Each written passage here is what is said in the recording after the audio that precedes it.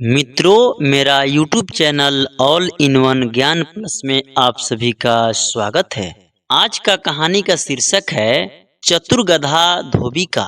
इस कहानी को आगे सुनने से पहले अगर अभी तक आप लोग मेरे चैनल को लाइक और सब्सक्राइब नहीं किए हैं तो मैं आप लोगों से आग्रह करना चाहता हूं कि प्लीज मेरे चैनल को एक लाइक और सब्सक्राइब जरूर कर दें ताकि आगे आने वाली कोई भी कहानी और वीडियो सबसे पहले आपको मिले।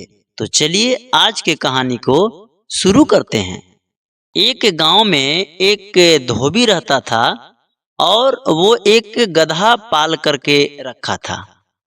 वो धोबी उस गधे से सारी की सारी भारी काम करवाता था। जैसे कपड़े को लाद करके नदी ले जाता था, वहां कपड़े को धोता था और फिर वापस कपड़े को लेकर के घर आता था। यानी उसका ये धंधा था और डेली का काम था। एक दिन वो धोबी अपने गधे के ऊपर कपड़ा लाद करके जिस रास्ते से आ रहा था, उसी रास्ते में एक कुआं था और मिस्टेक से वो गधा उसी कुआं में गिर गया।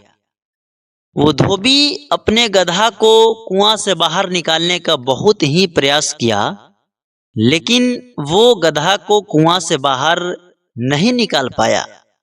तभी वो धोबी सोचता है कि मैं अकेले इस गधा को कुआं से बाहर नहीं निकाल सकता हूं, इसके लिए कुछ और अलग दिमाग लगाना पड़ेगा। तभी वो धोबी दौड़ते हुए बगल के गांव में जाता है और जा करके हल्ला करता है कि अभी अभी बगल के गांव के कुआं में एक शेर आकर के गिर गया है और हम सब लोग चल करके उस कुआं को मिट्टी से भर देते हैं। अन्यथा अगर शेर वो कुआं से बाहर आएगा तो हम सभी लोगों को जान माल की क्षति हो सकती है, नुकसान हो सकती है। धोबी की इस बात को सुन करके गांव के बहुत सारे लोग अपने अपने टोकरी में मिट्टी को भर भर कर ले जाते हैं और उस कुआं में डालना शुरू करते हैं। साथियों, धोबी का गधा बहुत ही चतुर था। जैसे लोग उसके शरीर के ऊपर मिट्टी फेंकते थे, मिट्टी डालते थे, वो गधा अपने शरीर को हिला डुला करके सारे मिट्टी को झाड़ करके नीचे गिरा लेता था और फिर उसी मिट्टी पे खड़ा हो जाता था। ऐसे करते करते बहुत सारी मिट्टी उसके देह पर कुआं में फेंका गया। वो मिट्टी को झाड़ झाड़ करके बार बार नीचे गिरा लेता था और बार बार मिट्टी के ऊपर चढ़ जाता था।